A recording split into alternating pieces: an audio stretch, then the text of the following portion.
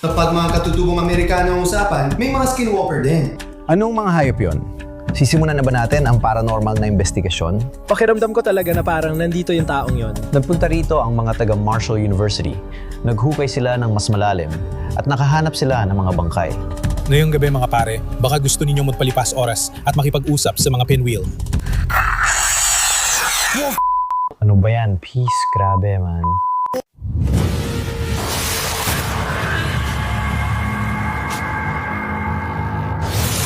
Kamusta Ronin family? Welcome sa channel. Kung bago ka rito, ako si Steve Ronin at may epic tayong pakikipagsapalaran. Sa video na ito, pupunta tayo sa dalawang pinaka-pinagmumultuhang lugar sa Amerika. Billy Creek Village na imbestigahan natin dahil sa mga paglitaw ng isang shadow figure, at Lake Shawnee kung saan ilalantad natin ang madilim nitong kasaysayan at mga gumagalang espiritu. Na-film ko ang parehong lugar sa road trip ko sa Amerika at naisip kong bagay silang ipares dahil sa koneksyon nila sa alamat ng mga katutubong Amerikano. Nagpasya rin akong gawing mas mahaba ang aking mga video mula ngayon na naglalayong lampas 1 oras ang bawat content. Kung gusto mo ng mas maikling video, bisitahin ang second channel ko, Steve Ronin, kung saan nag-upload ako ng remastered na 20 minutong version na mahahabang video. Sa palagay ko, magugustuhan nyo rin yon, lalo na kung madali kayong mainip. Pero bago tayo magsimula, gusto ko magpasalamat ng marami sa lahat ng suporta sa aking pinakabagong video na kasama sina Sam at Kobe, pati na rin si Josh. Kung hindi mo pa ito napapanood, lubos kong inirekomenda na panoorin mo ito pagkatapos nito. At welcome sa Billy Creek Village. Ito ay isang makasaysayang lugar na matatagpuan malapit sa Rockville, Indiana. Original, ito ay dinisenyo bilang isang living history museum na nagpapakita ng iba't ibang mga na-restore na gusali mula noong ika-19 na siglo. At makikita nyo na maraming makikita sa likod ko. May mga log cabin, may simbahan, may paaralan, at may tindahang pangkalahatan. Ngayon, ang baryong ito ay larawan ng nakaraang kanayunan sa Indiana na hinahayaan ng mga bisita maranasan ang buhay ng mga taong 1800. Ngayon, ipinangalan ng baryo sa kalapit na Billy Creek at paboritong field trip ng mga paaralan. Taon-taon may mga makasaysayang reenactment at kaganapan sa komunidad. Mahigit 1 milyong tao ang bumibisita. Hindi ko alam ang tungkol sa lugar na ito, pero tulad ng ibang makasaysayan o liblib na lugar, sumikat din ang Billy Creek Village dahil sa paranormal na aktibidad sa mga nagdaang taon. Nagising ako at sobrang kapal ng hamog. At ito ang raw na larawan. Ay grabe, ito pala yun, ano? Interesante. Hindi yan alikabok. Hindi ko alam kung ano yun. Saya yan, saan nga ba yun dito? Kailangan natin imbestigahan yan. Isa sa mga nakakakilabot na alamat na konektado sa lugar ay ang sinasabing presensya ng isang demonyong may itim na mata o nilalang na may itim na mata na ayon sa ilan ay kanilang nakita sa baryo. Nandito ako ngayon kasama ang mga kaibigan ko para magsagawa ng paranormal na investigasyon tungkol sa nilalang na tinatawag na taong anino. Pero may mga usap-usapan ang mga katutubong Amerikano dito sa lugar. At kapag may katutubong Amerikano, may posibilidad din na may mga skinwalker. Ayokong pangunahan yan. Pero may mga usa dito. Ngayon, sa lokal na alamat, ang nilalang na ito ay isang matangkad na anino na may di pangkaraniwang maitim o lubusang itim na mga mata. Ayon sa mga nakasapsi, matinding takot at pangamba ang nararamdaman nila sa figurang iyon at minsan pa nga ay napaparalisa sila. Creepy talaga siya, parang bed. Ito ang Civil War House, kilala bilang pinaka-pinagmumultuhang gusali sa property na ito kung saan nagkukubli ang taong anino. Nagpasya kaming magkaibigan na silipin at damhin ang lugar dahil may magandang ideya kami. Ikukwento ko ito mamaya. Hindi pa talaga ako naitalis sa upuan kahit kailan, kaya ito ang una. Mga post nila ng kama, di ba? Tama yan. Ang plano ay itali ang kaibigan kong si Josh sa upuan dito sa kwartong ito. Kaya siguro dong gusto niyong manatili at panuurin kung anong mangyayari sa kanya mamaya kapag ginawa na namin ang aming paranormal na investigasyon. Ano? Ikaw ba yon? Di ako yon, pero nahulog yon. Na-record talaga yon. Nasa tabi siya ng fireplace, nakasandal siya sa... Hindi. Bro, muntik na akong tamaan. Pare, seryoso, di pa namin na-record. Palabas lang kami para bumalik. Lagi kong hinahayaan nakarecord ang camera ko. Lumabas ng track. Malinaw ang ubo niya. Alam kong parang baliw pakinggan, pero may lalaking naglalakad doon at literal na may umubo roon. Narinig mo ang ubo. Tiningnan ko pati sa van mo. Pare, ang labo nun. Seryoso, di ko yan imbintuhin. Sumpa sa anak kong babae. Alam ko. Sa totoo lang, doon at nasa likod lang ito. Na-record mo. Nasa kamera yon. Hindi, wala. Ano ba? Sasabihin ko sa'yo kung ba't di ko ginawa. Kasi nilagay ko yung gamit mo na walang takip. Tapos isinara ko ulit. Papunta ako dito at nasa sahig malapit ang bag mo. Oh, nando nga. Paano kung nung natakot tayo doon, nabigyan natin ng sapat na lakas kung ano man yon para magpakita rito? Ngayon, may ilang teorya o call sa pinagmulan ng demonyong may maiitim na mata sa Billy Creek Village. May naniniwala na konektado ang nilalang sa trahedya nangyari sa baryo o kalapit lugar noong mga unang taon ng 19 na siglo. Maring may kaugnayan ito sa mga aksidente, pagpatay, o maging sa malupit na realidad ng buhay sa hangganan. Pero naniniwala talaga ako na lupa ito ng mga katutubong Amerikano. Ayon sa isang teorya, posible may kaugnayan ang demonyo sa kasaysayan ng mga katutubong Amerikano dito. May ilan na nag-iisip na maaring ito ay pagpapakita ng isang galit na espiritu mula sa nakaraan na nagambala dahil sa mga baryo, konstruksyon o mga gawain ng mga nanirahan. Kahit may mga nakakatakot na kwento, sikat pa rin ang Billy Creek Village sa mga mahilig sa kasaysayan at paranormal investigator. Tahimik kaming tumayo ng mga kaibigan ko habang lumulubog ang araw sa likod ng abot tanaw. Alam namin na kapag dumilim ang langit, magsisimula ang investigasyon. Lumabas kami sa malamig na gabi at kinuha ang gamit namin mula sa bus. Sige, magsisimula na ang paranormal na investigasyon. Napakaraming kagamitan nakalatag sa loob mismo ng bus ni Josh. Di kayo maniniwala kung gaano karami ang dala namin. Dito sa loob, magpasalamat tayo sa Ghostbusters. Maging tapat tayo. Sino ang Ghostbusters? Oo, tama ka dyan. Sige, tara na. Ito mismo ang ibig kong sabihin. Halos lahat ng gamit sa paghahanap ng multo na may isip mo, dala namin. Alam ko, nakaka-overwhelm ang daming kagamitan. Pero hindi naman lahat gagamitin. Tama mga pare. Hindi rin natin magagamit lahat to sa loob ng isang gabi, di ba? Sobra nga, pero siguro pipiliin na lang natin yung ilan sa mga paborito natin. Yun na lang gagamitin natin. Tingnan natin kung alin ang mas gusto natin. Oo, gusto ko talaga itong gamitin mamaya. Maganda rin ito para sa detection, alam mo, ito yung laser grid. Sana nagustuhan ninyo ang pag-aaral tungkol sa kasaysayan ng Billy Creek Village. Interesante talaga ang lugar na ito para sa akin. Halimbawa, nakakatuwang isipin na ang lahat ng gusali rito ay binili mula sa iba't ibang bahagi ng bansa at inilipat dito para gayahin ang dating itsura ng bayan. Maring may espiritong gumagala dito na hindi talaga taga-baryo. Iyan ang paniniwala ng maraming ghost hunter.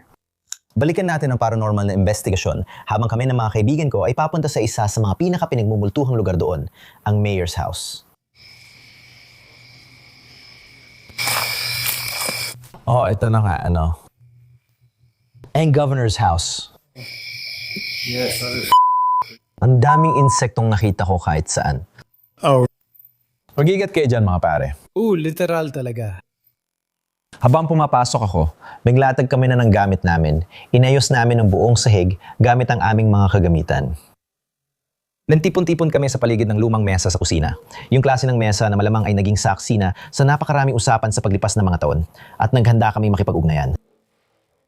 Pagkatapos, agad kaming nakatanggap ng sagot mula sa gamit namin sa paghahanap ng multo. Parang may naghihintay talaga. Marami nang nangyayari habang nagsiset up pa lang kami, kaya handa na akong simulan to. Uupo tayong lahat at siguraduhin ninyong i-like ang video, mga tol. Tara na. Oh. Sige. Kaya tinatawag ko ang sinumang makakarinig ng boses namin. Ako si Kalani, kasama ang iba ngayon, at dati na akong nakapunta rito. Ngayon, pwede mong gamitin ang aking inner child para lumapit, magpakita, makipag-usap sa amin, at magpapakilala rin ng iba. Ang pangalan ko ay Josh. Hinahanap namin ang tinatawag naming Shadow Man. Kung may nilalang, multo o espiritu dito na maaring magturo o magbigay ng senyales, malaking tulong yon. At ang pangalan ko ay Steve. Nandito lang ako para tuklasin ang kwento sa likod ng lugar na ito. Marami pa ring tanong na walang sagot at nandito kami para ibigay ang mga ito sa inyo. Mga tanong na dapat sagutin. Sa tingin ko, may palatandaan namang tinatanggap tayo rito. Ako si David. Naglakbay ako sa buong mundo mula UK hanggang USA. Ako ay mapagduda pero gusto kong maniwala. Kinausap ko ang isa sa mga may-ari dito at may mga nakita sila sa lugar na ito. Alam mo, matagal na itong mga gusali. Sinabi lang na hindi. Noong 19 na siglo, gusto kong patunayan mong mali ako at malaman kung sino ang taong anino. Gusto kong makita kung totoo ang mga ito. Ipakita mo sa akin.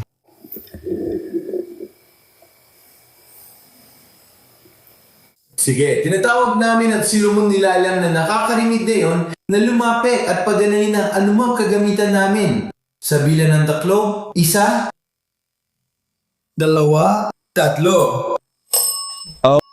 Hindi pwede. Ganyan ang buong gabi.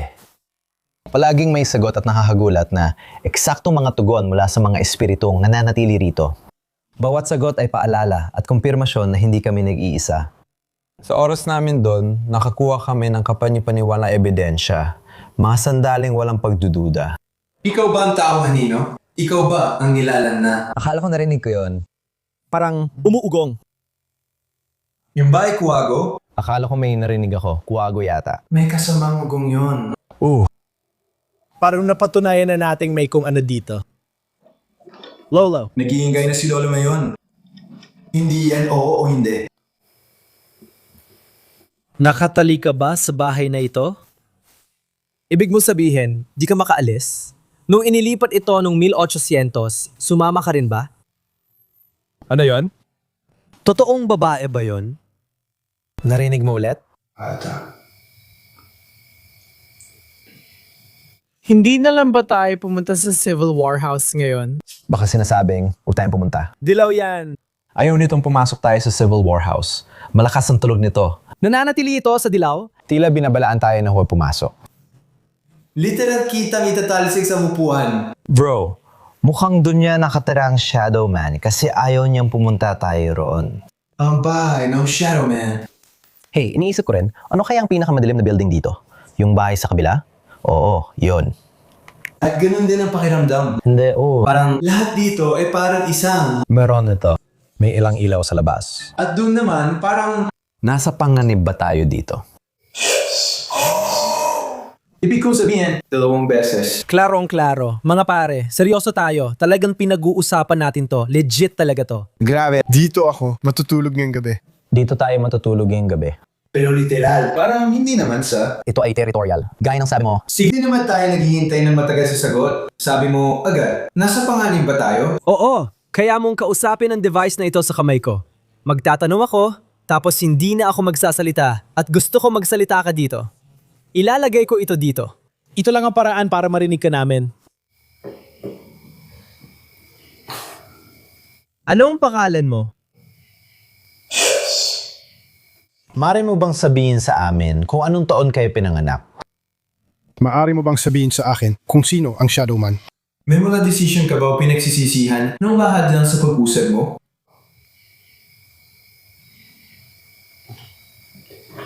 Narinig kong 2 katok kung 2 beses. Hindi ako gumagalaw. Akala ko nandiyan. Para may naglalakad sa paligid. Akala ko parang nasa likod mo. Grabe yon. Pwede mo bang patayin ang REM pod sa kwarto sa harap kung palakad-lakad ka? Pero sasabihin ko, yung REM pod kanina ay sobrang nagwawala. Pero ngayon hindi na. Akala namin problema sa baterya, pero malinaw na hindi. Hindi, yun. Totoo yun! What is your name? Do you know what year you were born? Yes. Can you tell me who your shadow is? Shadow. Regret from the vision you were born? Can you tell me who your shadow is? Do you regret some decisions in your life to keep you from moving on? Boses ng babae yon, parang sinasabi niya, get out. O shadow, shadow, get out. Yung pangalawa, di masyadong malinaw sa akin. Binandasi sa art, minsan parang Parang nag-init yung camera ko. Nag-overheat, ha? Namatay lang ito. Hindi naman mainit. Nag-overheat lang ito. Ay, ang weird naman nun. Di pa yata nangyari yon. Grabe naman yon. Nag-init lang ang baterya. Pero Kahit lumalabas yung thermometer sa screen ko nung walang dahilan. Tsaka, gabi ngayon at hindi mainit. Kaya walang dahilan para mag-overheat ang mga kagamitan. Nag-aalala ko sa camera ko. Pero sa tingin ko, nasagot naman ito yung tanong na anong taon ka o kailan tayo ipinanganak. Hindi naman ito biglang lumipat sa iba. Alam mo yun, hindi ito nag-fast forward sa susunod na tanong. sigurado, may isang bagay. May sinabi sila. Malinaw naman ang weird nun Kailangan ko lakasan ng audio ng DR60, guys. Matapos ang investigasyon sa bahay ng alkalde, alam namin kailangan na naming pumunta sa simbahan. Sikat ang gusaling ito sa matinding paranormal na aktibidad at naiba ito bilang isa sa mga pinaka-nakakatakot na lugar sa Billy Creek Village. Ayon sa lokal na alamat, may mga aninong gumagalaw malapit sa altar at may pakiramdam na parang may nanonood o nagmamasid. Pagpasok namin, naghiwa-hiwalay kami at inihanda ang gamit. Biglang tumaas ang mga metro. Para may kung anong nakaramdam na ng presensya namin. Sa ganitong tensyonadong atmosfera, nagpasya kaming subukan ng Estes Method. Umaasa makakakonekta kami ng direkta sa anumang espiritu. Demonyo sa simbahan, ikaw ba ang masamang nilalang na kinakausap namin? Kakapatay lang ito para siya sa demonyo. Tumawid ka sa bakod. Tumawid ka sa bakod. Kailangan itong umalis. Kailangan itong umalis. Ikaw ba yung ibabala sa amin? Tumunog lang ba ang kampana? May napatay ka na ba dati? Amelia. Amelia, Yun kaya ang pangalan ng babae. Yun ang iniisip ko. yun ang iniisip ko. Ikaw ba si Amelia? Pwede ba tayong pumasok sa bahay nung digmaang sibil mamaya?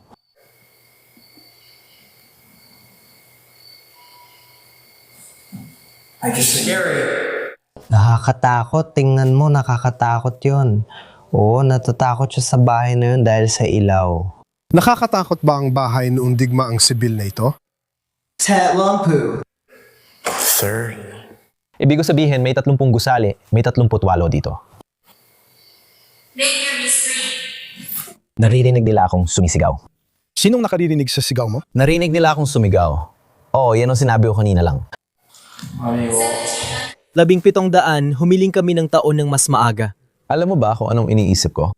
Pwede itong maging shaman mula nung 1700, parang katutubong Amerikano. Na parang dinala ito sa ritual. Oo, maaring siya ang nagpatawag. Pare, ang hirap. Parang Kapag matagal mo itong pinapakinggan, mapapagod ka. Made drain ka.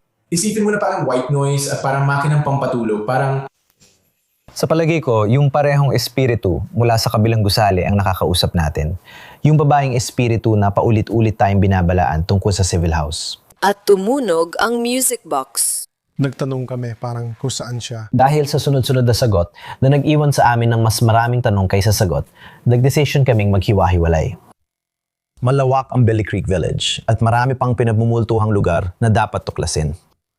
Dinala ni na Josh at Kalani ang gamit nila sa lumang paaralan, habang kami ni Dave ay naglakad papunta sa isa pang simbahan sa mas looban ng nayon, na sabi-sabing mas nakakatakot pa kaysa sa una. Habang naglalakad, lalong dumilim ang gabi. Biglang may kakaibang tunog kaming narinig, kaya huminto kami at nakinig, umaasang makita kung ano yun. Dave, nandun yun sa dulo.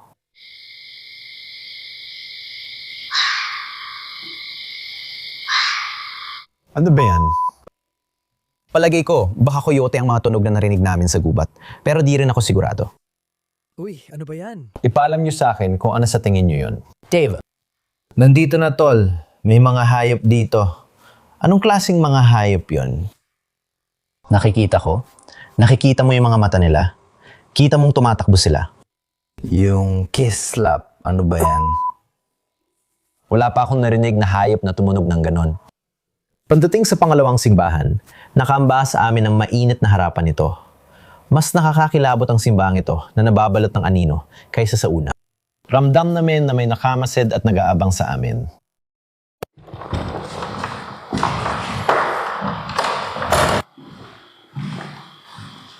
Kaya napagdesisyonan naming ilabas na ang DR60, na kilala sa pagkuha ng mahihinang bulong at sagot na hindi nakukuha ng ibang kagamitan.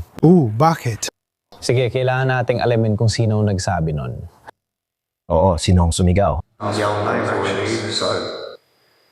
Kaya bakit ka galit?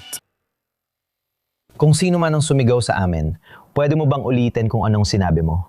Masyadong malakas, hindi ka namin narinig. Pakiulit naman. Pwede mo bang sabihin ang pangalan mo?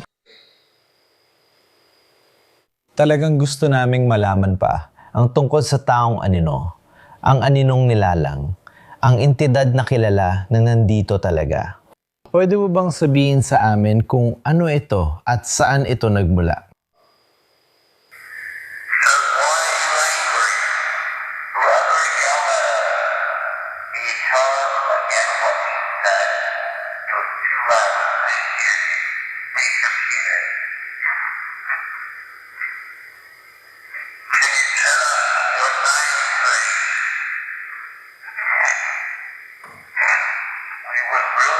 May nakita ba akong demonyo mo?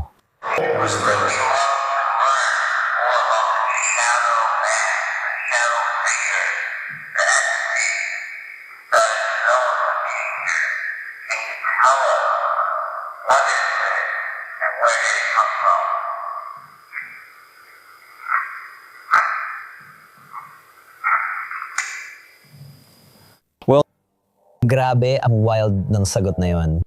Nasa buwan lang ako, tol.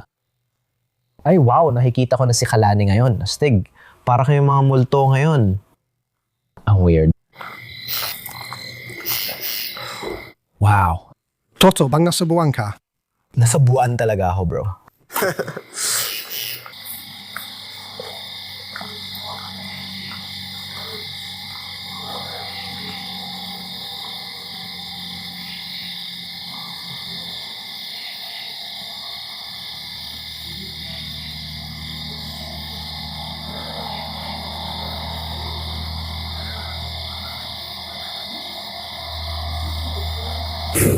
Pwede ka bang pumunta dito? Inayos pa lang talaga namin itong lugar.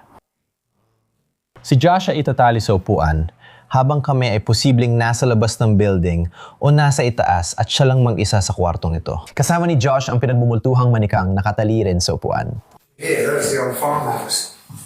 Pare, tingnan mo ang mga tao dito. Di pa ako nakapunta sa itaas. Mag-ikot muna tayo habang hinihintay sila Josh at Kalani. Croak pa, see. May iba pang litrato dito.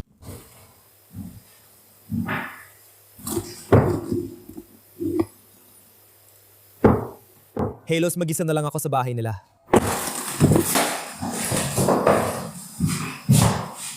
Nandito ba ang taong anino sa kwartong ito o sa gusaling ito ngayon? Masaya ka ba na nandito kami? Nagulat talaga ako sa tunog na yan. Hindi ko alam kung saan galing ang tunog na yon, lalo na't abandonado ang gusali. Hindi rin ito karaniwang ringtone ng cellphone. Tiyak akong hindi galing sa mga telepono natin yon. Gusto mo ba na umalis kami? Aalis lang ako, at pati na rin ang mga kaibigan ko, kung masasabi mo sa amin kung sino ka, ano ka, at bakit ka nandito. Sige, ipapatugtog ko ulit yan na yon.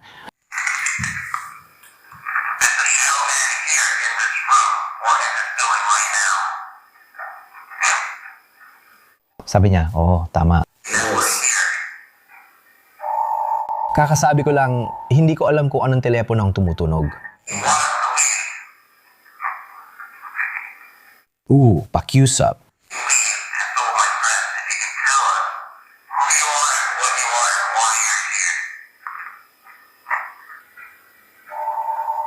Ano ang ring na yon? Yun, kung ano yun? Saan ang gagaling yung tunog na yon?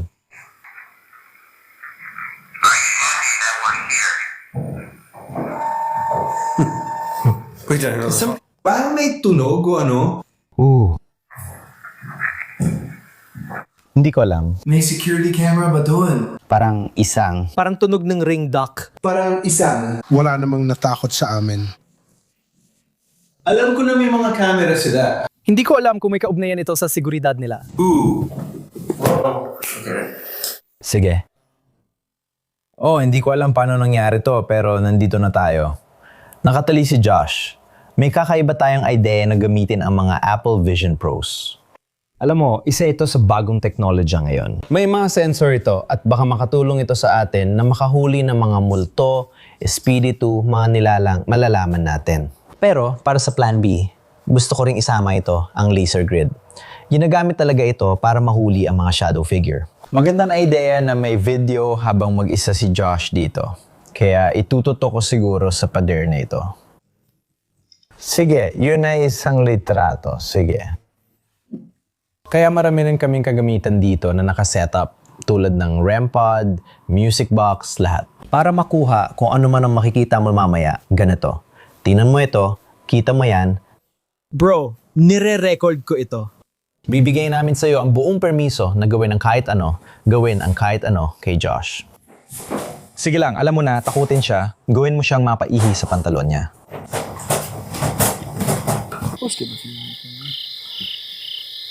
May mga kuneho sa kamalig malapit sa bahay. Ang cute nila at marami pa silang kasama.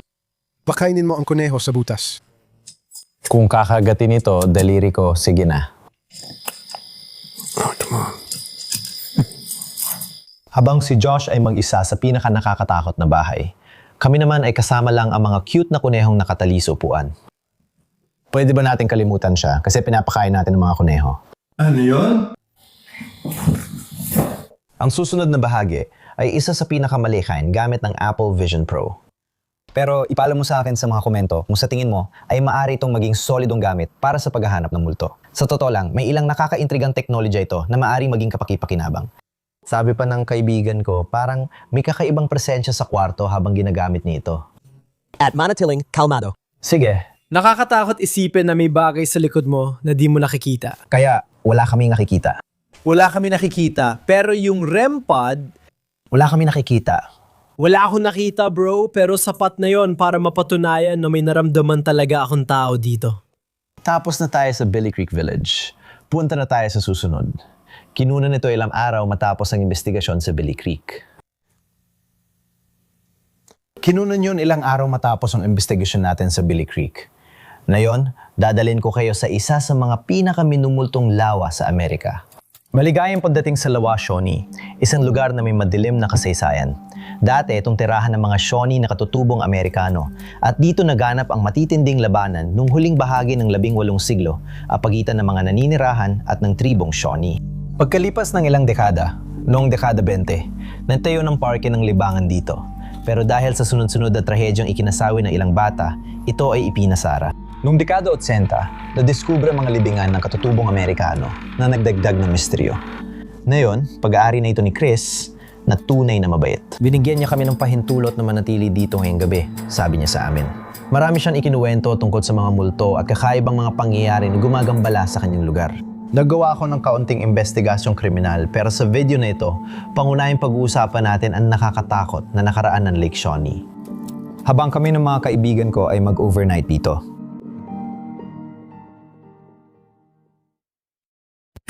Sige, kakarating lang namin sa Lake Shawnee mga pare.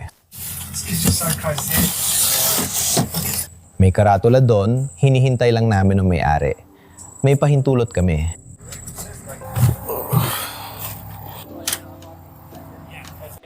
Pagkatapos namin makipagkita sa may-ari, hinilangan pa namin magmaneho ng kaunti para marating ang abandonadong theme park.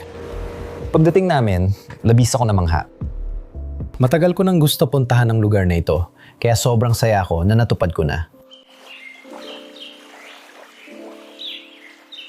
Perpekto ang araw, maliwanag ang araw, at nakakagulat na tahimik ang paligid. Kahit kilala ang lugar na ito bilang pinagmumultuhan, nakakatawang isipin kung gaano kapayapa rito sa kabila ng nakakatakot nitong reputasyon.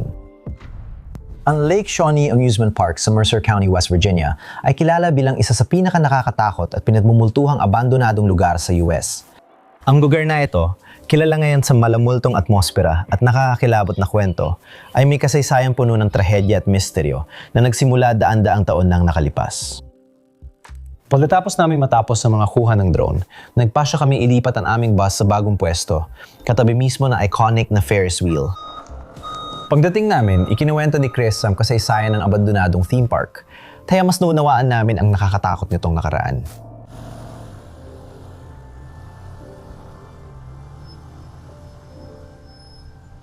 Habang nagmamaneho kami sa tabi ng lawa, Kamangha-mangha ang tanawin. Ang merry-go-round at Ferris wheel, balot ng baging, ay nakatayo ng tahimik sa ilalim ng gintong liwanag ng papalubog na araw. Isang tanawing kahanga-hanga pero nakakatakot din. Ngunit sa likod ng kagandahang ito ay nakatago ang nakakakilabot na reputasyon ng Lake Shawnee pagdating sa mga kababalaghan. Dating tahanan ng tribong Shawnee ng mga katutubong Amerikano ang lugar na ito. Nung huling bahagi ng ika-18 siglo, naganap dito ang isang trahedya habang lumalawak ang mga kolonyal na pamayanan. Para sa pamilya ni Mitchell Clay. Ang pamilya ni Mitchell Clay ang unang Ingles sa Mercer County. Ang kubo niya ay dati sa kabila lang ng poste ng teleponyo malapit sa mga tinik. At noong 1783, ang kanyang pamilya ay dumanas ng matinding pag-atake mula sa mga mandirigmang Shawnee. Nagsimula ang labanan ng dalawang anak ni Clay ay pinatay at inalisan ng anit ng tribo. At ang isa pa ay dinukot at kalauna ay sinunong sa tulos. Ang trahedyan ito ay nagdulot ng madilim na anino sa lupain at pinaniniwala ang nag-iwan ng bakas hanggang ngayon. Ayon sa kwento, si Phoebe ay nasa bahay kasama ang 9 na anak. Bago pumanaw sina Phoebe at Mitchell, nagkaroon sila ng 16 na anak. Si Mitchell ay nangaso kasama si Bartley at si Ezekiel naman ay nasa bukirin nag-aalaga ng mga pananim. Wala pa ang mga lawa noon. Si Tabitha naman ay nasa ilog naglalaban ng mga damit. Narinig ni Tabitha ang kaguluhan. May narinig siyang kakaiba. Umahon siya mula sa ilog. Nakita niya na inaatake ng mga katutubong Amerikano ang kanyang mga kapatid na lalaki. Bilang nakatatandang kapatid na babae, lumapit siya para tumulong na labanan sila. Nakita ni Phoebe ang lahat mula sa bahay. Tutulong ka ba sa 3 o iingatan ng 9 na kasama mo? Pinili niyang humingi ng tulong at kinuha ang 9 niyang kasama. Tumawid sila ng Black Oak Mountain papunta sa kapitbahay 5 milya ang layo. Habang wala siya, pinatay ng mga katutubong Amerikano sina Tabitha at Bartley at binihag si Ezekiel. Bumalik si Mitchell, nakita niya ang 2 patay na bata at yun lang, akala niya. Dinala ng mga katutubong Amerikano bilang bihag ang buong pamilya niya. Tinipon niya ang mga kasama niya sa pangangaso, nagsimula silang sundan siya at naabutan nila siya sa Chillicothe, Ohio. Pagdating nila roon, gumanti sila sa mga katutubong Amerikano na nanakit sa pamilya niya. Hindi siya galit sa buong tribong Shawnee, kundi sa mga taong yun lang. Pagkatapos, nakita niyang sinusunog si Ezekiel sa tulos. Ayon sa mga aklat ng kasaysayan, pinahiram siya ng punong tribo ng kabayo para isakay si Ezekiel dalhin siya pabalik at ilibing siya sa tabi ng kanyang kapatid na lalaki at babae sa kabila. Ngayon, kung gusto nyo, pwede kayong dumaan sa nakakatakot na daan. Hindi ako dumadaan sa nakakatakot na daan, hindi ko alam ang nakakatakot na daan at hindi ko ginagapas ang nakakatakot na daan, doon ang nakakatakot na daan. Mga pare, Dumadaan ka ba sa nakakatakot na daan? pwede ka Jimmy, siyang nagpuputol ng damo sa nakakatakot na daan. Oh, medyo astig si Jimmy. Gusto niya tawagin natin siyang Nighthawk. Pwede ko bang itanong kung bakit hindi mo ginagawa? Malalaman mo rin. Kapag pumunta ka doon. Sino si Jimmy? Si Jimmy ay isang lalaki na tumutulong sa akin magputol ng damo. Kaya siya ang nagpuputol ng damo sa nakakatakot na daan. Kapag umikot ka ng buo, makakarating ka sa lapida. Pumunta ka sa harap ng lapida ng mga anak ng pamilya Mitchell Clay at basahin mo. Sinasabi doon na inilagay ito noong 1937 at tinutukoy ang eksaktong lugar kung saan nakalibing si Tabil Bartley Clay. Nandyan ang pangalan ni Ezekiel. Alam natin nandun si Ezekiel dahil sinasabi ng mga aklat ng kasaysayan na nandoon siya. Kung kukuha ka ng litrato sa harap nito, minsan lumalabas si Ezekiel sa larawan para ipaalam kung saan siya nakalibing. Shout out sa nakakatakot na trail. Mga pare, yung nakakatakot na trail ay nandyan lang sa harap natin. Siguro gawin na lang natin mamaya, hintayin muna natin lumubog ang araw. Noong dekada 20 binili ng negosyanteng si Connolly Snedo ang lupa at ginawang Lake Shawnee Amusement Park. Paboritong pasyalan ng parke dahil sa Ferris wheel, swing ride, dance hall at lawa para paliligo. Gayunpaman, nasundan ng parke ng serye na aksidente at kakaibang pangyayaring tumatak sa kasaysayan nito. Isa sa mga pinakakilalang insidente ay kinasangkutan ng isang batang babae sa swing ride. Nabangga siya ng umatras na delivery truck at agad namatay. Kaya ayon sa mga paranormal na investigador, nagpaparamdam siya sa lugar kung saan dati naroon ang swing at pati na rin sa kasalukuyang kinalalagyan ng swing. Pwede siyang maglakad-lakad pabalik-balik sa parke na ito. Hindi siya nakakulong sa isang lugar lang. Hindi rin siya limitado sa parke na ito. Sinasabi nila na may mga portal dito at sinasabi nilang pwedeng pumasok at lumabas ang mga espiritu dito kahit kailan nila gusto. Isa pang trahedyang nangyari na malunod ang batang lalaki sa pool. Ito ang eksena sa swimming pond, kaya 3 batang namatay dito na alam natin, isa sa kanila ay noong 1966. Inihatid ng ina ang kanyang anak na lalaki dito noong umagang iyon. Bumalik siya sa tamang oras nang pinatulog ng lifeguard ang sipol ng alas 5. Wala ang anak niya. Akala niya umuwi na. Pag uwi niya, hindi pa rin nakita ang anak kaya bumalik siya sa Lake Shawnee. Nahanap nila ang bata bandang alas 7 ng gabi. Noong gabing iyon sa ilalim ng pond, naipit ang kanyang mga braso sa isang tubo ng drainage. Ilan lang ito sa mga aksidente sa park kung saan maraming bata at ilang matatanda ang maagang namatay sa rides. Sabi ng ilang paranormal investigator, madalas siyang tumambay sa harap ng gate kung saan ang bibig ng payaso pinagmamasdan ng mga pumapasok at lumalabas para tiyakin ang kaligtasan ng lahat. Kapag may dumadayo sa Lake Shawnee, kinakausap nila ang mga pinwheel. Sana? Ang mga pinwheel Yung mga bagay na yun. sa utos. Nakita ko lang silang gumalaw. Sa totoo lang. Sige. Mari kanilang kawayan. Minsan pwede mong hilingin na paikutin nila ito at iikot ito. Sige. Mga pare, gusto nyo bang magtambay at makipag-usap sa mga pinwheel ngayong gabi? Ayos sana yon. Kakaiba. Hindi ko pa nagawa yun dati. Ayos talaga yon. Papasok tayo sa van at ipapakita ng tagapag-alaga ang paligid ng libingan. Si Chris ang nag-drive sa atin papunta rito mga kaibigan. Kakaibang bagay dito na di ko pwedeng ipakita. Kailangan ninyong pumunta para makita mismo. Pero sobrang namangha ako sa ilang mga bagay na ipinakita na ni Chris at may ipapakita pa siya sa atin. Nakakabahala ang Lake Shawnee dahil sa koneksyon nito sa mga hindi markadong libingan. Nadiskubre namin ang libingan nang makita ang putik na bola habang nililipat ang putikan. Nang mag-bulldozer kami, nakakita kami ng palayok, dulo ng palaso at iba pang gamit ng katutubong Amerikano. Kaya tuwing may makita kami, tinawagan namin ang Marshall University at bumaba sila dito. Habang humuhukay pa sila, nakakita na sila ng mga bangkay. Wow! Hindi nga. Noong dekada 90, natuklasan sa archaeological na pagsisiyasat ang mahigit 12 libingan ng katutubong Amerikano na nagpatibay sa reputasyon ng lugar bilang pinamumugaran ng multo. Kaya ito ang nagsisilbing libingan ng mga katutubong Amerikano na kilala natin sa lugar na ito. Mahigit 13 bangkay ang natuklasan dito, pero tinatayang mahigit 3,000 bangkay sa bukirin ayon sa Marshall University. Naniniwala ang marami na ang pag-abala sa libingan ay gumising sa mga espiritu at nagresulta sa pagdami ng paranormal na aktibidad. Wow mga kaibigan, ang Lake Shawnee ay isang kahala-hala at komplikadong lugar. Hindi ito tulad ng ibang pinagmumultuhang lugar. Puno ito ng kakaibang natuklasan at aksidente. Nakikiramay ako sa mga nasawi ron. Dito nagtatapos ang bahagi ng kasaysayan. Sana ay nagustuhan ninyo ito. Malaking pasasalamat kay Chris, ang may-ari. Ibang klase talaga si Chris at tuwang-tuwa kami na pinayagan niya kami mag-tour at alamin ang kasaysayan ng lugar. Pagkatapos nun, naganda kami para sa aming paranormal na investigasyon at nakakatawa, binigyan kami ni Chris ng manika. Hindi ako sigurado kung bakit pero sabi niya baka magsilbing lucky charm ito para mas dumami ang pakikisalamuhan ng mga espiritu. At masasabi ko, mukhang gumana nga. Matutulog ako na nakadilat ang isang mata. Ay paano kung biglang imaneho niya ang bus tapos makita mo na umiikot-ikot ito? Diyos ko, wag naman. Diyan ka lang, dogly. Ngayon, sobrang dilim na. Mga pare, kitaan niyo pa nga mga bituin. Pero para sa akin, nakikita ko mga bituin. Ang ganda dito, pero sige, tara na. Meron akong napakalakas na flashlight mula sa Ace Beam, ang X52.0. Tingnan natin kung gaano ito kalakas. Talagang pinapaliwanag lahat.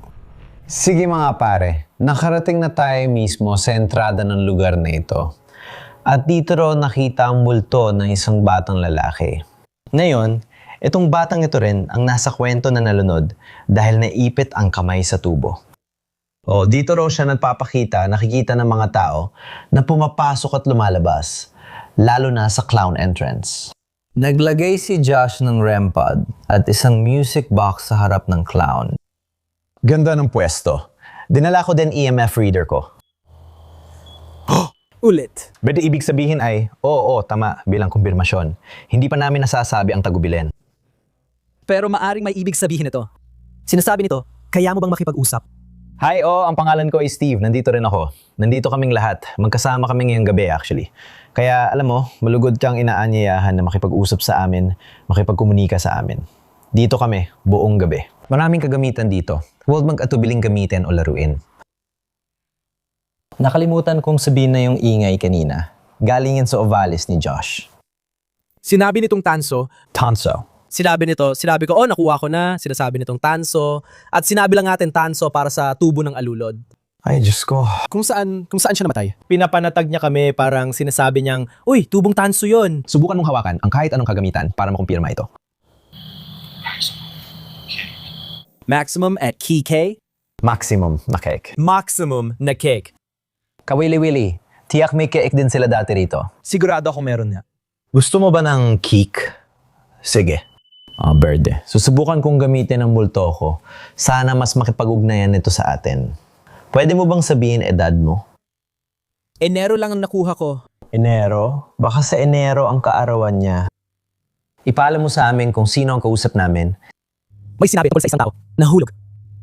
Nahulog ka ba sa lawa? Sa una, hindi kami masyadong nakakakuha ng aktibidad. Paminsan-minsan lang ang mga tugon sa aming kagamitan.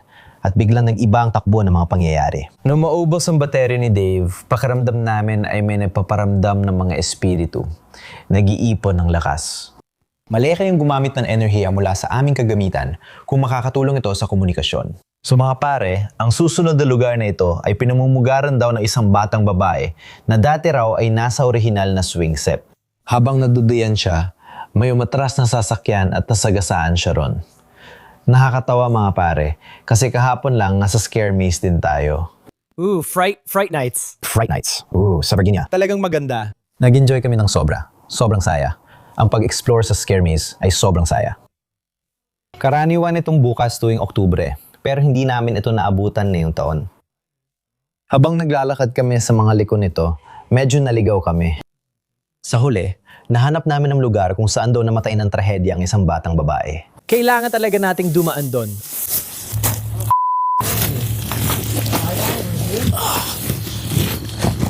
Kita-kits, mga tanga, nandito na ako. So guys, dito talaga nakalagay dati ang swing set at ito ang octagon. Hindi na ako yan, marami na akong gamit at nakasetup. Hindi na rin si Josh, may mga nangyayari na at may REM pod sa fireplace. At meron din tayong triangle device dyan. Pare-pareho lang ang mga gamit, hindi ko na kailangan ulitin pagkatapos nito. Anong nangyari? Hindi ito gumagana. Tumutunog ang music box pero nagyelo ang camera ni James. Hindi mo ito madalas makita, pare. Ngayon lang ito nangyari sa camera ko. Ano to? Pati ako, tinatigil. Yung triangular na device, tumunog din, pare. Tol. Merong nakaharang dyan. Hindi ko alam. Libre na yun na yun. Kung may espiritu dito, sabihin mo kung sino ka at ilarawan ang sarili mo. Sinabi nito, portal. Portal? Sinabi lang nito, portal. Sinabi lang niya na may portal. Dito. Nababaliw na rin. Sakripisyo. Tribo. Tribo. Sinabi lang na tribo. Sinabi lang na tribo. Sige, sinabi lang na tribo. Iniisip namin, baka parang may Native American na may ginagawa dito. Siguro isang ritual. Hindi ka ba yung batang babae? Isa ka bang shaman? Ano ang sinabi ko? May sumigaw ng, lalaki ako, gago! Dahil sinasabi nitong hindi ka ang batang babae. Lalaki ako, gago. Mukhang may kausap tayong katutubong Amerikano. Salamat, hindi ko intention maging masama. Gusto ko lang matuto tungkol sa lugar na ito dahil dito kami magpapalipas ng gabi. Kung maaari mong ikuwento pa sa amin ang tungkol sa'yo at kung anong nangyari dito, ayos yun. Gusto mo ba na nandito kami? Ayos lang ba sa'yo na may lalaking galing England dito? Siguradong hindi sila sang-ayon. Ang lalaking ito ay British, taga-England. Pwede mo bang patunugin yan? Sinasabi nito na babae. Baby. Babae sa lugar. Sige. Sigurado yan. Oo, siya yung babae. Baka nandito siya. Ikaw ba yung batang babae? Nandito ka ba ngayon kasama namin? Tumayo ka sa harap ng pinanggagalingan ng musika. Ang buhok mo. Ang buhok mo. Uy, sabi ni Chris, gusto niyang paglaruan buhok ng tao. Dapat ilugay mo ang buhok mo, bro. Hindi ako sigurado dyan. Ano ang buhok ko? Sino may pinakamaraming buhok dito? Sa tingin ko ako yun, bro. Sa simula, sinabi na hihipuin ka niya, tapos ang buhok mo, kaya parang hihipuin ang buhok mo. Medyo, parang kinumpirma na nga. Kaya ikaw pala ang batang babae. Sa tingin ko, baka ang kausap natin ngayon ay ang espiritu ng batang babae. Ngayon, tuloy-tuloy na itong umiilaw. Salamat sa pantayo dyan. Pwede mo bang ikwento ang tungkol sa'yo? Pwede mo ba kaming sabihin kung bakit ka nandito? Diyos ko, hindi na tumitigil. Pair. Lahat gustong umandar. Imbes na hawakan mo to, pwede mo bang tumigil at hawakan ang REM pod? Yung antena dyan na. Yun ang umaandar ng mga 30 segundo na. O higit pa. Di siya pwedeng manatili, bro. Pakiramdam ko parang binibihag siya ng mga katutubong Amerikano. Ganito kasi yun, tinanong ko lang siya, parang bakit ka nandito? Tinanong ko siya kung ano nagpapanatili sa kanya rito. Sagot niya hindi siya pwedeng manatili. Nakakaiba. Pwede mo bang ipaliwanag kung bakit hindi ka pwedeng manatili? O ano ibig mong sabihin? Pwede mo bang ikwento pa? Pare, kailangan ko lang tumigil dito. Hindi siya pwedeng manatili. Maliban na lang kung gagawa tayo ng paraan. Kaya, pinatay namin ang music box. Mabilis na DR60 lang. Bakit hindi ka pwedeng manatili dito? O may natrap ba dito? Sige, paano? Ilalagay natin ito sa fireplace, sa mismong gitna. Tapos uupo tayong lahat at tatahimik. Kaya ngayon, kung ikaw ang babaeng espiritu, maglalabas kami ng bagong aparato. Kung kakausapin mo ito, makukuha nitong yung boses at makakatulong itong iparating ang gusto mong sabihin. Kaya tatanungin ka namin at magsalita ka lang sa harap ng pilak na aparatong tinuturo ko ngayon.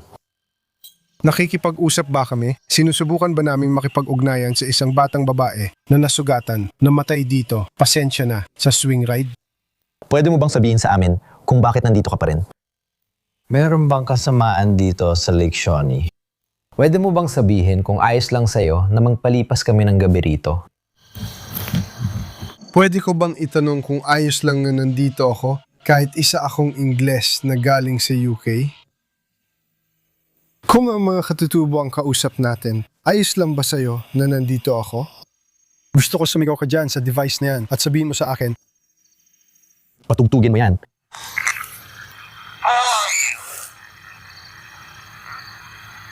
Always speaking, always trying to communicate with the little girl that was injured, killed on the swing ride. Do you know why you're still here? Muse ko, sabi nito, oo, ayos lang ang lakas. Kill you. Do you know why you're still here? Is there any evil here at Lake Shawnee? Parang may masamang presensya rito, di ba? Akala ko ganun ang tunog. Halos ganun ang tunog. Are you okay with me being here? Knowing obviously I'm an English guy, come over from the UK, because we are dealing with the native Indians, then are you okay with me being here? I want you to scream into that device and tell me.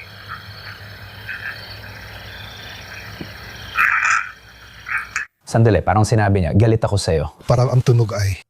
Parang may kakaibang tunog. Parang galit ako sa'yo, parang sumisigaw ako, galit ako sa'yo. Hindi ko alam. Pakinggan mo mismo. Nagpapalitan siya dito kasi di mo alam anong maririnig natin, di ba? Kaya sa dulo ng recording, parang sinabi mo, galit ako sa'yo. Galit ka ba dahil Ingles ako at sa ginawa ng mga Ingles dito? Gusto kong sumigaw ka dito sa device na to ngayon. Gusto kong sabihin mo sa akin kung bakit galit ka sa akin.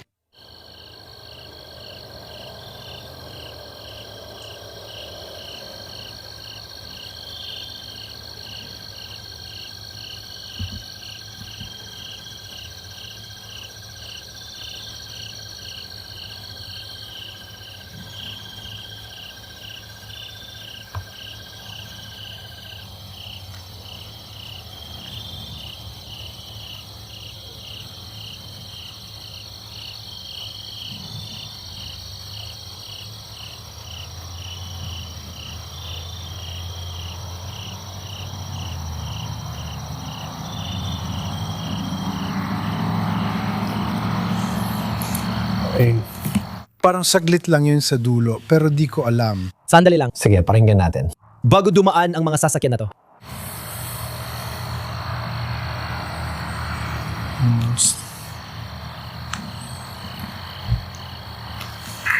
So the end of the recording, it sounded like you said, I hate you. Do you hate me because I'm English and for what English did here?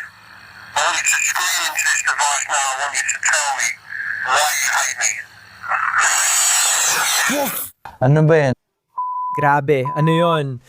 Grabe, ano ba yan? Talagang ginawa ako. Uy, seryoso ako. Parang boses yun ng isang galit na tao. Yeah. Sa totoo to, sobrang natakot ka sa reaction mo. Oh, tinatayuan ako ng balahibo ngayon. Hindi pa ako nakarinig ng ganyan sa isang... Bro, buong katawan ko ay nasa big go. Ramdam ko lang. Hindi pa nagkakaganon ang DR60. Iyan ang ginawa natin. 2 recording yon. Oh, at tahimik din tayo noon. Ganito kasi yun. Tahimik talaga tayo nun. Kahit kaunting galaw, hindi makakagawa ng ganong ingay. Natatakot ako habang sinasabi niya. Nakakatakot talaga yon. Pre, galit yun sa'yo. Galit yun sa'yo. Ang sakit nito sa binti ko. Ton, seryoso. Wait, hulaan mo kung ano.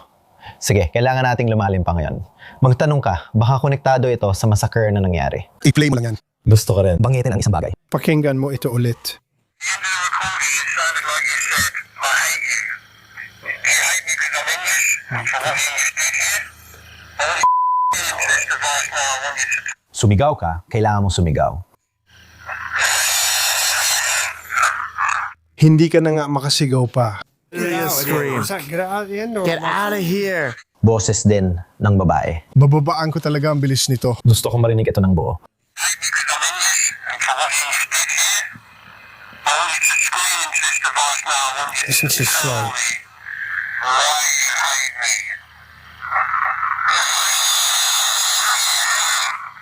Ang DR60 session na ito ay tuluyang nagpatahimik sa akin. Kitang-kita ang gulat sa mukha ko at numiba. Diyos ko. Sabi ko, umuwi ka ulit. Umuwi ka. Umalis ka dito. Dalawa yon. Minsan umalis ka, minsan umuwi ka. Parang tunog ng maraming espiritu. Parang sumisigaw sa'yo. Pero kung babalikan mo, mapapansin mong naririnig din ang mga sasakyan dumadaan dahil malapit kami sa kalsada. Pero sa tingin ko, hindi makukuha ng DR60 ang tunog na yon. Hindi sapat ang sensitivity ng mic para makuha ang tunog mula sa distansya na yon. Ano sa tingin mo? I-comment sa ibaba. Para sa akin, naniniwala akong totoong sigaw ang nakuha natin.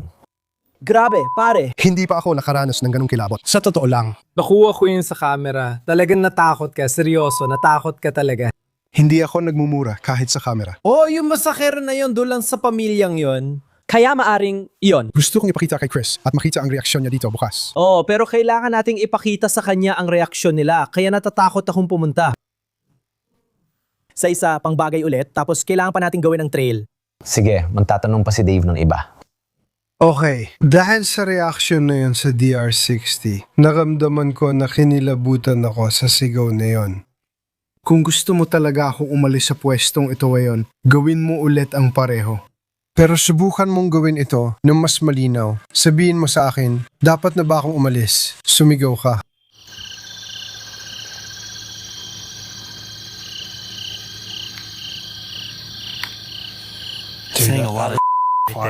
Sinasabi nitong 5 segundong pagre-record. Ako talaga akong pakinggan to, hindi ako nagsisinungaling. Literal na akong mapapanik.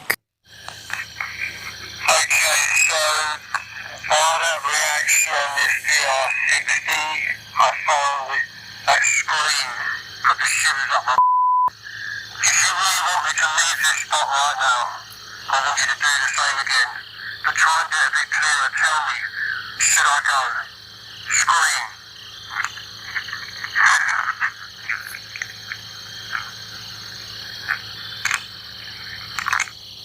To try and get a bit clearer, tell me, should I go? Scream. Umalis ka dito, umalis ka dito. Umalis ka. Narinig ko, umalis ka dito. Pero Narinig ko ang umalis ka. Dapat tayong lumipat mula sa pwesto na to, mga pare. Umalis ka. Oo, hindi ako nagsinungaling tungkol doon. si Dave ay halatang natakot. At hindi ako magsisinungaling. Ako mismo ay sobrang natakot din. Parang gusto ko lang niyang paalisin. Kami naman ni Josh ay okay lang. Sa tingin ko, kaya lang nila kami kinakausap dahil nandito ka. Alam ko. Pagkatapos, bumaba kami sa sikat na nakakatakot na daan. At kasing creepy nga ito ng sabi ni Chris.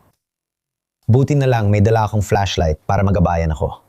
Determinado kong hanapin ang lapidang pumukaw sa kuryosidad ko. Meron ba? Mulakas ba?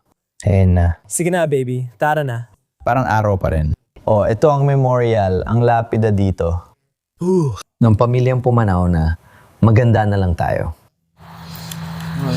Nagbigay lang ng konting alay si Dave. Kailangan mo ito, Dave.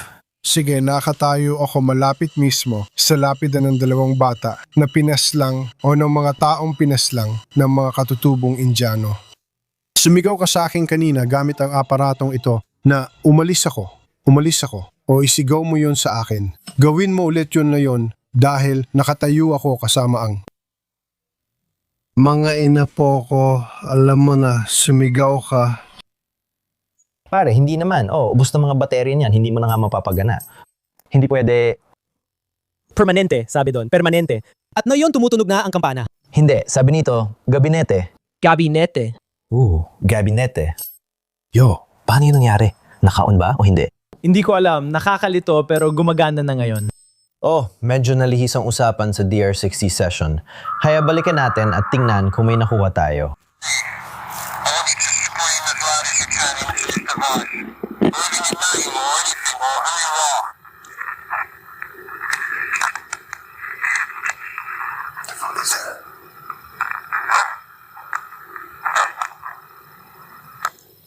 May narinig akong batang babae na nagsabing, "Hi." Parang ang sabi nito ay tulong.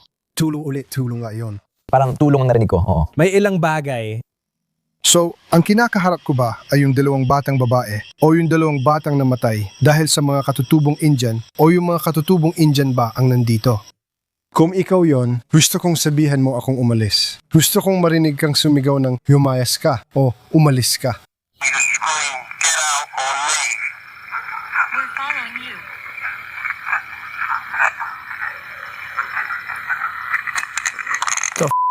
Sa tingin ko, nagsasalita lang naman ako kanina. Akala ko may narinig akong bulong, halos ganon. Sandali. Sinusundan ka raw namin. Parang ganun talaga. Sinabi lang ito, sinusundan ka namin. Tapos sinabi niya, cabin. May cabin dito. Ganun na nangyari. May kubo rito, pinatay ko lang. Pero ang ibig kong sabihin, ano ang tsansa nun? 'Di ba? Para sa akin, parang pakiramdam ko yung mga komunikasyon na natatanggap natin, parang kwento nila ito ng kung anong nangyari.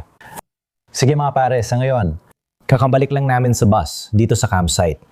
Mabait si Chris at binigyan kami ng kahoy. Sige, lalayo muna ako sa usok. Matindi ang naranasan namin paranormal. I-comment sa baba ang opinion nyo. Ang galing ng mga ebidensya na nakuha namin sa DR60. Hindi ko pa narinig ang ganong sigaw mula sa device na yon, kaya natakot talaga ako at naniwala. Pero masama ba ang mga espiritu rito? Sa tingin ko, hindi.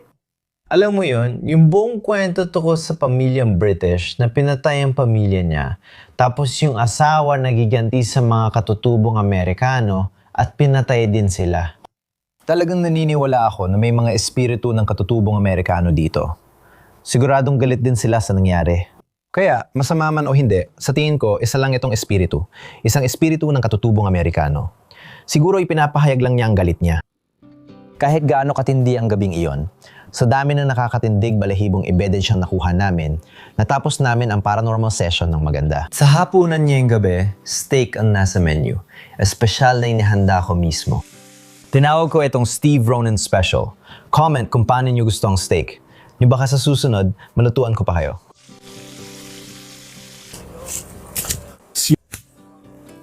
Alam niyo na kung anong ginagawa ko.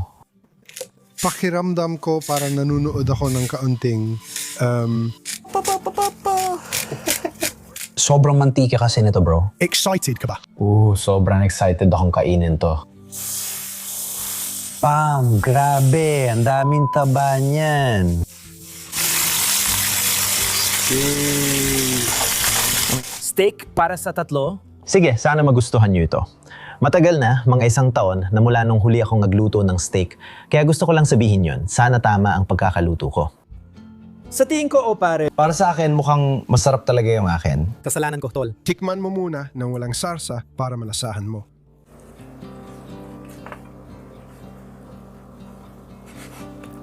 Gusto ko yung itsura nito. Hindi ako magsisinungaling. Sige, Nakatikim na ako ng 2 steak sa US mula sa mga restaurant. Ito ang pinakamasarap. Hindi ko ito sinasabi para mapasaya si Steve. Talagang masarap ang steak na yan. Sige. sabi ko nga sa iyo nung isang araw na yung steak na niluluto ko ay mas masarap pa kaysa sa mga steak sa restaurant. Kaya. Patingin.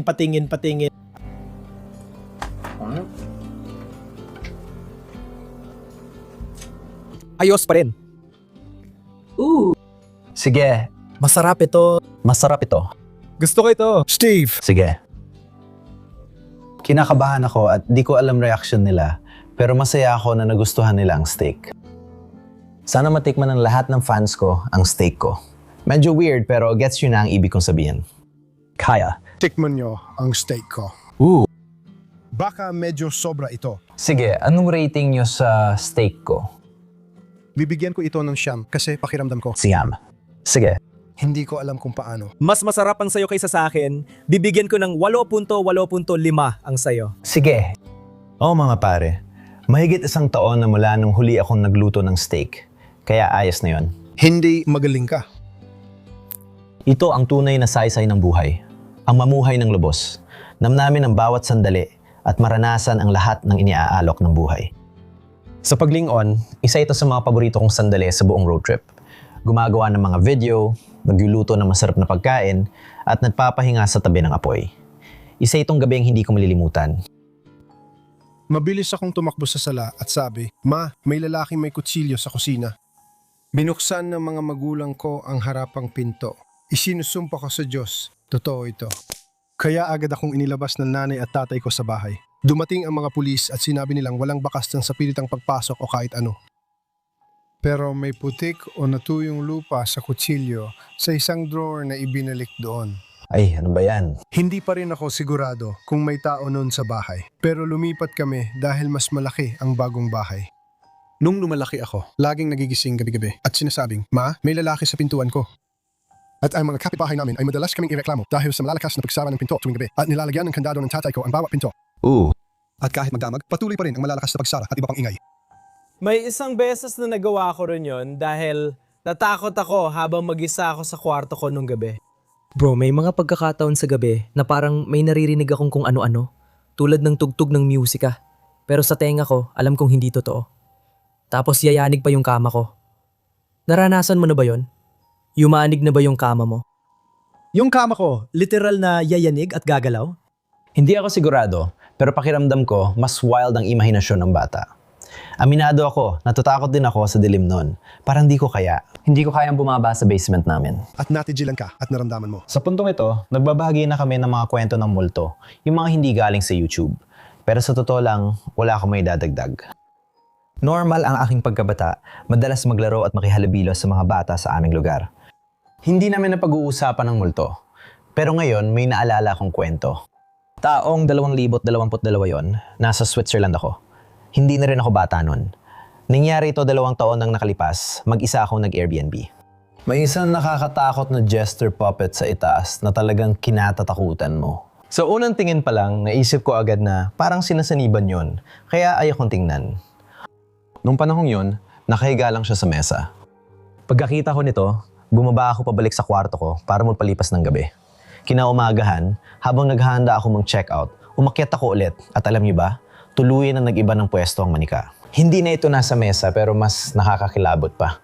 Nakaupo na ito ng tuwid sa isang upuan katabi ng mesa. Hindi ko alam paano nangyari yon. Kumpleto ang seguridad at alarm ng apartment, walang pwedeng pasukan. Ako lang nasa taas ng building pero gumalaw pa rin mang-isa yung manika. Isa siguro yon sa hindi malilimutan. Pagkatapos, natulog na kami. Sige mga pare, halos. Ayos na halos lahat. Handa na matulog. Pagod at may food coma na ako. Ang sarap ng steak na yon. Saludo ako sa Walmart. Ngayon ko lang nalaman na may ganung kasarap na steak doon. Handa na si Dave matulog. Nasa taas na ng kama si Josh. Hindi ko sure kung makikita ko siya, pero nandyan lang siya. Hello pa rin. Pagod. Matutulog na ako. Sige. Good night mga pare. Paalam na. Maya-maya ng gabi, nagising ako para umihi. Doon ko napansin na wala pala si Dave sa bus. Oy, tol! Nakuha ko na camera ko. Alam nyo, nagising ako kasi kailangan kong umihi. Pero napansin kong wala dito si Dave. Pero lalabas muna ako para umihi. Natutulog si Josh. Josh. Sige, parang himbing na himbing ang tulog niya. Hindi ko siya gigisingin. Sige, ihi muna ako. Siguro umiihi rin si Dave.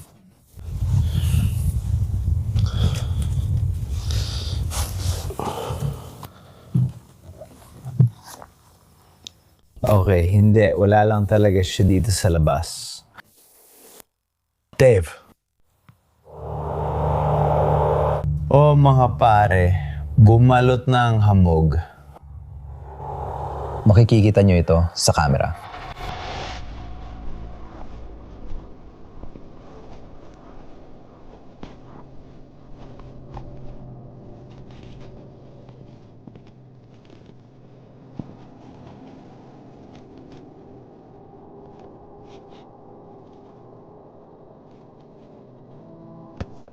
Wala siya dito. Anong ginagawa ng rebultong kwago? Nandito tayong lahat dahil medyo wala tayo sa wisyo. Sa tingin ko may mga bisitang pumunta dito, isinulat ang mga pangalan nila sa pader. Sobrang bilim, wala akong makita kahit ano sa labas ng gusaling ito. Gamit lang ang aking mga mata. Iyon ba ang bus? Tara, tingnan natin ang boss mga pare. Alam ko na may mga nakakatakot na kwento tungkol dito at mga pagpapakita ng multo.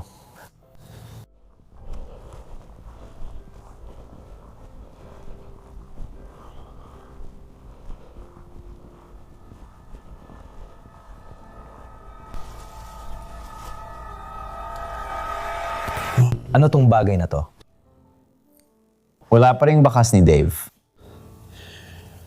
Ay, grabe. Puro sapot na gagamba itong bus na to.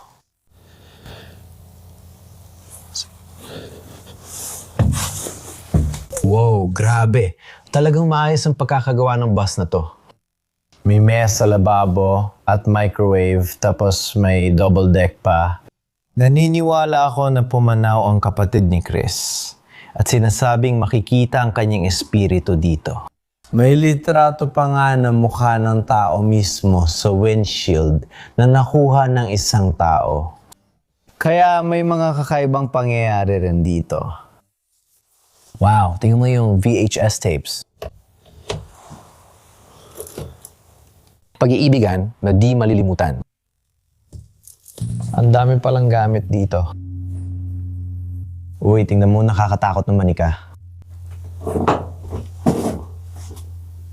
What's that?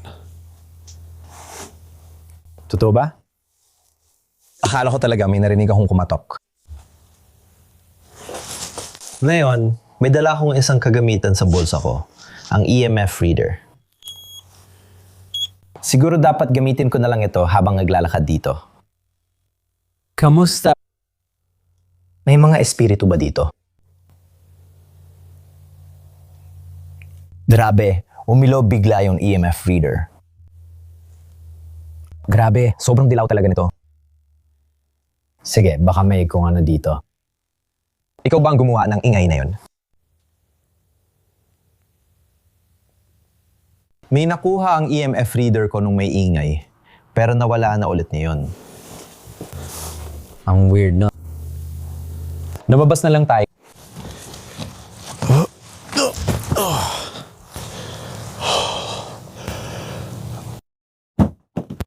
Ano ba yan?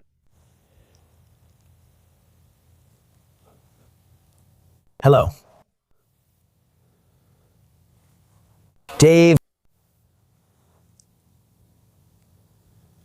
Galing yun sa loob. Hello. Wala namang tao. Ang lakas nun. Sobrang lakas nun. Sige, siguro hindi ko na lang hahanapin si Dave at babalik na lang ako sa bus.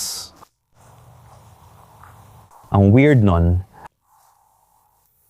Sige, pero baka dapat tingnan muna natin yung lugar na yan doon.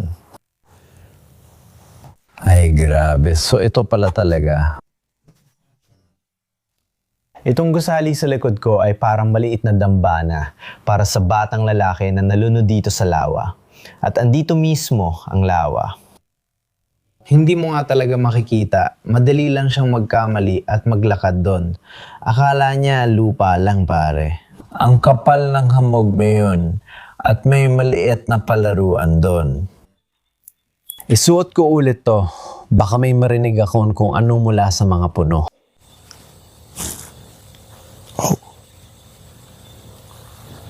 Ngayon naalala ko at nakita ko sa mga video na may mga taong nakikipag-usap sa espiritu, yung batang lalaki dito, at ito ay gumagalaw mag-isa. Kaya lahat ng ito ay mga alay para sa batang lalaki. Lahat ng ghost investigator na dumalaw dito, nag-iiwan ng maliit na souvenir o regalo. Pero anong nasa loob? Hindi ko pa talaga nasilip sa loob. Malapit na maubos ang bateya ko. Pero pwede pa nating subukan makipag-ugnayan sa espiritu ng bata. Heto. Meron hong ghost app. Gamitin natin to sandali. Hello? May mga espiritu ba dito ngayon na gustong makipag-usap? Huwag kayong matakot o mahiya. Wala akong masamang intensyon. Kung nandito ka kasama ko, pwede mo bang subukang galawin to?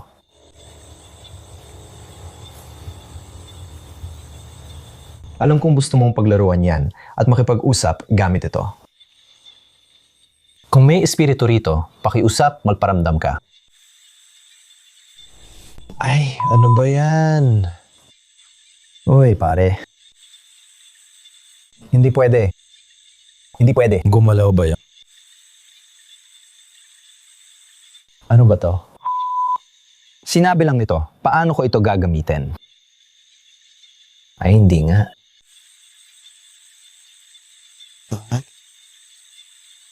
Kung batang lalaki yan, alam ko. Kailangan mo lang galawin para makausap. Kung gusto mo, nandito ako. Galawin ang ventilador. Gusto mo yan, nandito ako. O ba yan? Pwede mo bang ulitin yon? Sige. Mga pare, ibig kong sabihin, walang hangin talaga. Makikita niyo pa sa likuran. Kung may hangin, gagalaw sana yung mga dahon doon.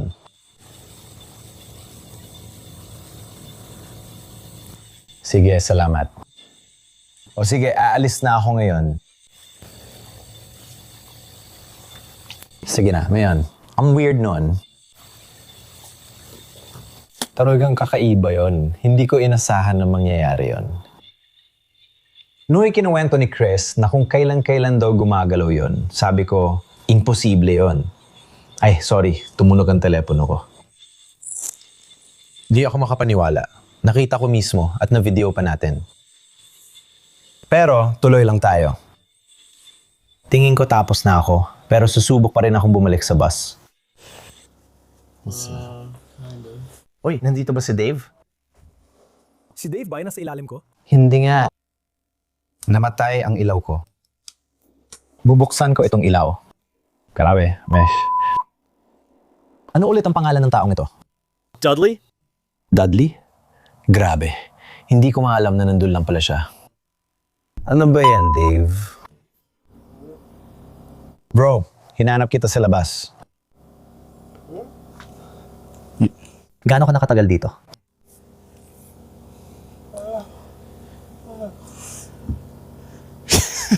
Anong kalokohan to? Alright. Matutulog na ako. Pagod na rin ako. Sige mga pare, good night.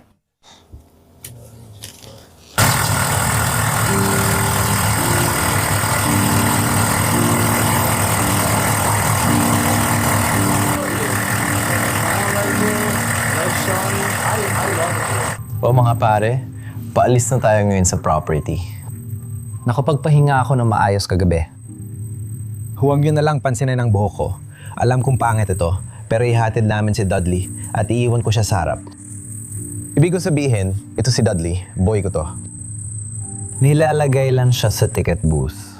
Sige mga kaibigan, dito na nagtatapos. Maraming salamat sa panonood hanggang dulo ng video. Sana nag-enjoy kayo. I-comment nyo sa ibaba kung ano ang paborito nyong bahagi. Huwag kalimutang mag-subscribe at pindutin ang notification bell. Malapit na tayo sa 1 milyong subscribers mga kaibigan. Sabihin sa comments kung gusto nyo mas madalas akong mag-explore at mag-document ng ganitong lugar. Kamanga-manga ang Billy Creek Village at Lake Shawnee at masaya akong marami kaming nakuha na ebidensya. Lalo nito ang pinatibay ang paniniwala ko sa mga kababalagan doon. Para sa akin, pinaka-highlight ay yung pinwheel na umiikot kapag inuutusan sa Lake Shawnee kahit walang sapat na hangin. Di ko talaga alam paano ipaliwanag yun. Ngunit, perpekto pa rin ang tugon nito, pati ang sigaw na nakuha namin. Pabalik ko sa bus, mahimbing natutulog si Dave. Kinaumagahan tinanong ko siya at nalaman kong pumunta pala siya sa gitna ng gubat para dumumi. Classic na Dave. Malaking pasasalamat sa lahat sa inyong suporta at espesyal na pasasalamat sa mga may-ari sa pagpapahintulot sa amin na idokumento ang lugar na ito. Chris, kung nanonood ka, gusto kong bumalik at baka subukan ko na ang scare maze. Sa mga manonood, kung gusto niyong bumalik ako, abot tayo ng 5,000 thumbs up sa video na ito. Babalik ako para sa susunod na paranormal na investigasyon. I-check niyo rin ang tropa. Oh, pauwi na kami ng New England. Mga 1 kalahating linggo pa kami sa road trip. Salamat sa suporta niyo online. Mahal ko kayo. Magkita tayo muli. Paalam at salamat sa panonood.